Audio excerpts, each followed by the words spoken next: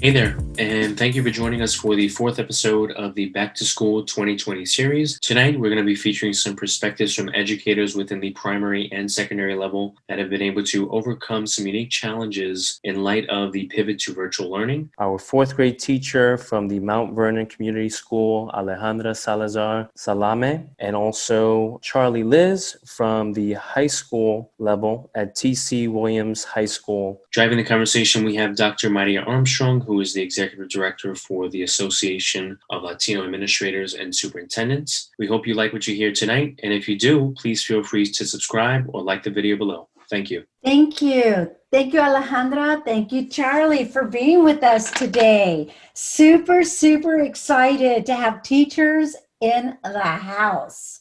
We got a chance to listen to, the perspectives of superintendents, perspectives of parents, and now we get to hear from classroom teachers, your perspective with back to school. I really just kind of want to hear first about your school, and then we'll jump into the questions. How's that?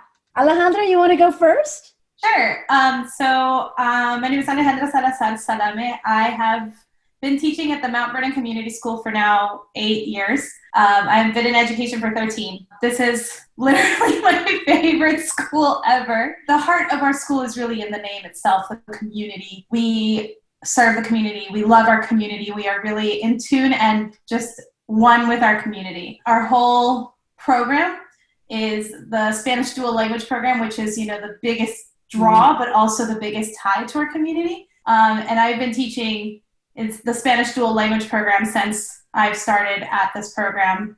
It's also the whole immersion dual language Spanish piece. I've been doing that for the entirety of my educational career. But I feel like here at Mount Vernon, that's, it's within our motto, is who we are, quienes somos. And I think that this has been where I have found that Spanish dual language and immersion is truly its most powerful inception within my 13 years of education. So I'm very passionate about it, as you can tell.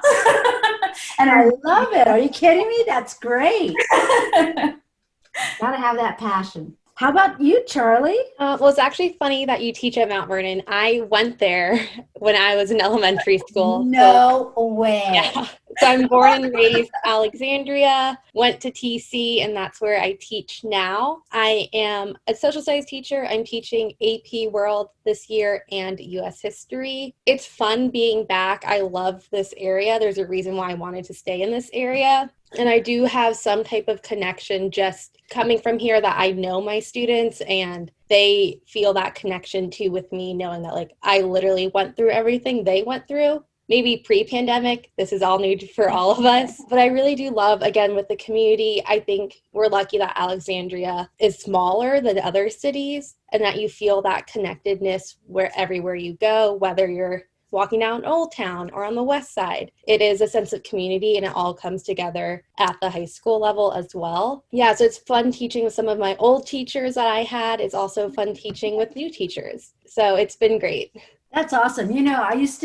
I remember talking to folks about that the school was a reflection of the community and vice versa. The community is also a reflection of the school. So that's great that you have been able to see both sides of that and experience it. What a small world. Yeah, we did forget to mention that both schools and the both of you are here in Virginia. Also from Virginia too. I grew up in the area. I was a Fairfax County Public Schools student. So I'm right there with you, Charlie. Yeah. Also, your principal was my principal when I first got hired at MVCS. Oh, yeah.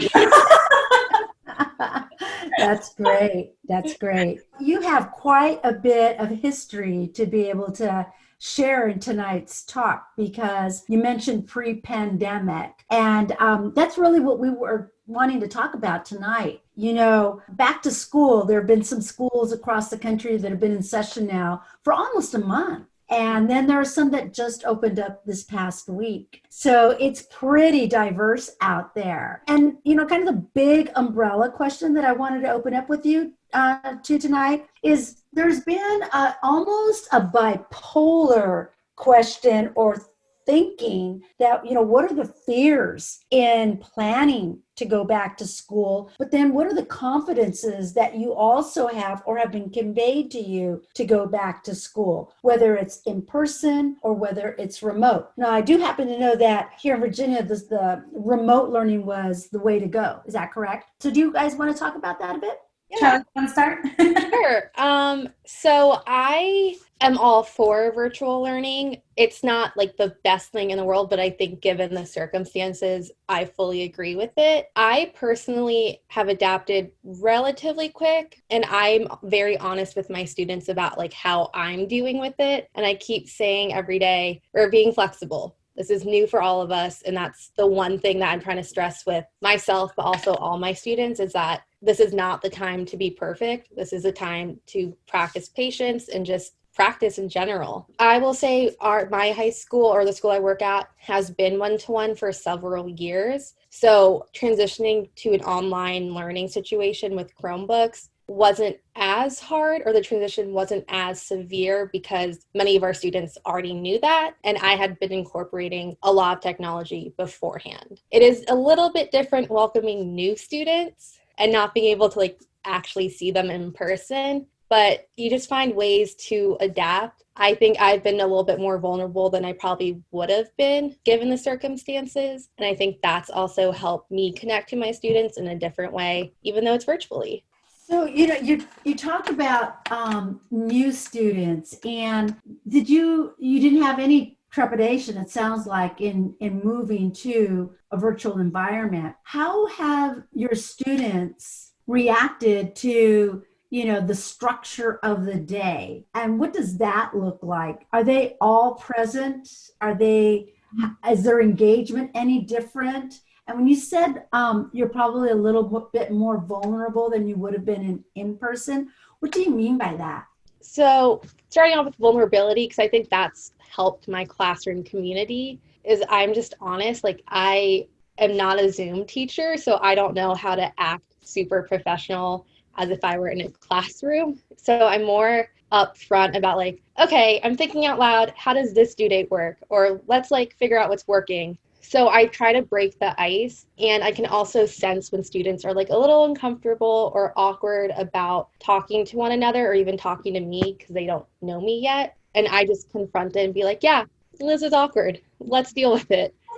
So that's something I try to not necessarily relate, but I do understand that this is hard for all of us. So I don't want to make it more difficult. I also just try to stress my norms and say, like, I'm in your house. I'm not going to ask you to turn your camera on. And that's something that a lot of students have already started to appreciate.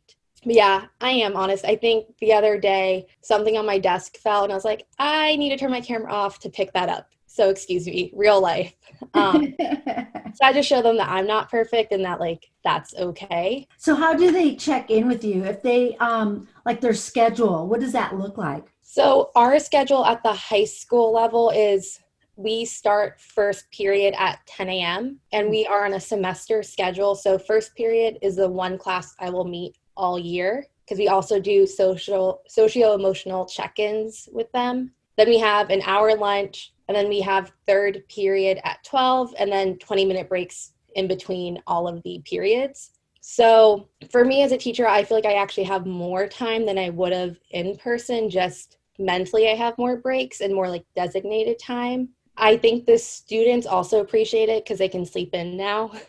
But I am aware, just like during professional development, I knew how tiring it is to just sit in an hour-long meeting, that even as fast as class goes, I try to give them at least a 5-minute break to allow them to like get up, go to the bathroom, or even I've started letting them just talk whenever they want during that 5-minute break, because during class it's structured, they're talking about history, but that 5-minute time limit is probably like one of the few times they'll have to really get to know each other in that class.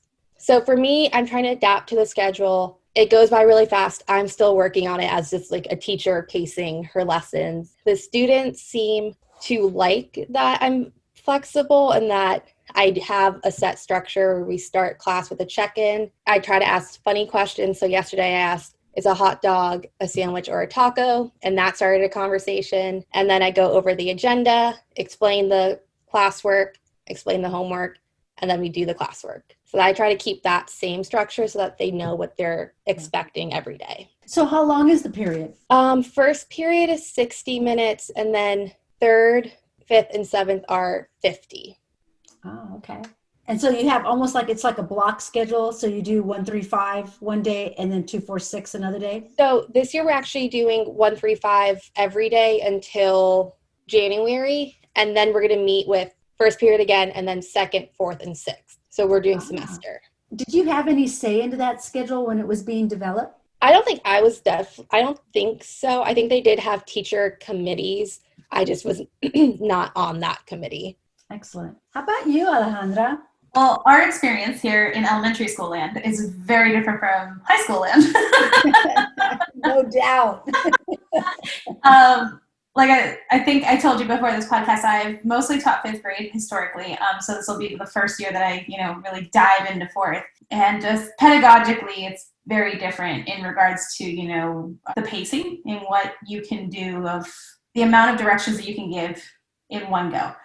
So that becomes even more like of a think about it, I guess is the right phrasing for oneself as a teacher when delivering instruction over an online platform where you cannot be guaranteed whether the other person on the other side is getting it at the rate and the speed that you are delivering it, and whether everybody on the other side is getting it in an equitable fashion. So like, you might have great connectivity, but the other kid right next to you on my screen might have consistent lacking connectivity or choppy connectivity. And so whatever I say once, I have to repeat 3 times maybe in the classroom, but now on Zoom, I'm going to have to repeat 5 times. And then I have to make sure to repeat it multiple times with, multiple repetitions of those repetitions in group throughout the class to make sure that everybody had access to the directions that I was administering, just to make sure that we are on the same technological page. And